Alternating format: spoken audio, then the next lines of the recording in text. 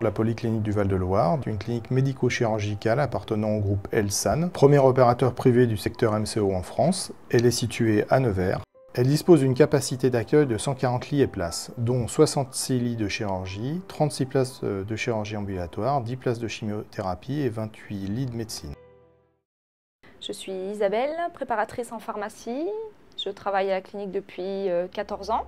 Je prépare donc les chimiothérapies. Je travaille au sein de ce qu'on appelle l'URC, l'unité de reconstitution des cytostatiques. Je travaille avec une autre préparatrice et puis un pharmacien. Dans l'URC, on reçoit les protocoles de chimiothérapie. La deuxième préparatrice prépare la poche, met la tubulure, sort le flacon adapté. Ensuite, elle passe cette poche sous la hotte avec le flacon. Et la préparatrice qui se trouve sous la hotte reconstitue le produit. Et il s'effectue un double contrôle. La préparatrice prélève son volume, le montre à la deuxième pour vérifier que le volume est le bon.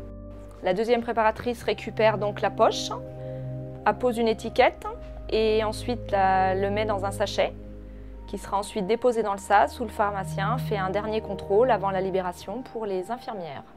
Donc pour être préparatrice en pharmacie, il faut tout d'abord passer soit un baccalauréat ou un BEP carrière sanitaire et sociale et ensuite préparer le BP, brevet professionnel de préparatrice en pharmacie, qui s'effectue sur 2 ans en alternance. Pour faire ce travail, il faut aimer les gestes techniques, il faut être patient, rigoureux, faire preuve de dextérité. Je suis infirmière de bloc opératoire depuis 2011, infirmière depuis 2006 au sein du bloc opératoire de la Polyclinique de Nevers.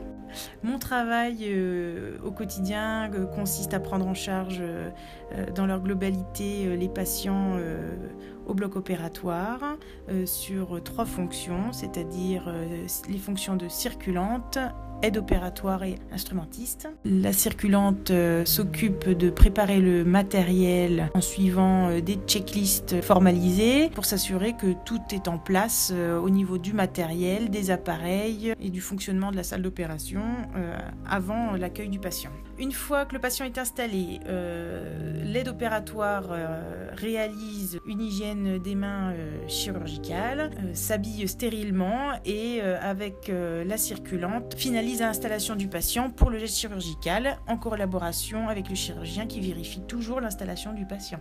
J'ai fait un bac sciences médico-sociales.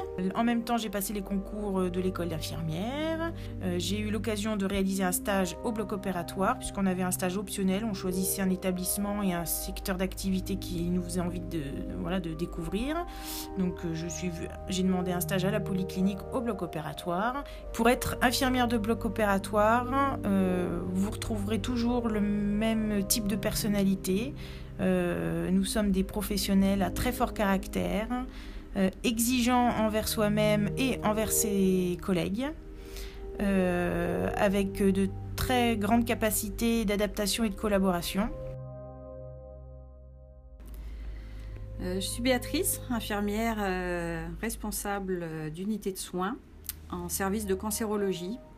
Ce qui est intéressant sur ce service spécifiquement, c'est que l'infirmière a l'occasion de découvrir et l'ambulatoire et l'hospitalisation du patient. Donc moi j'ai eu le bac, mais après le bac ou le niveau bac, on passe le concours d'infirmière, ce qui m'a permis de faire mes études à l'assistance publique des hôpitaux de Paris, donc sur 3 ans et demi, mais maintenant c'est 3 ans d'études.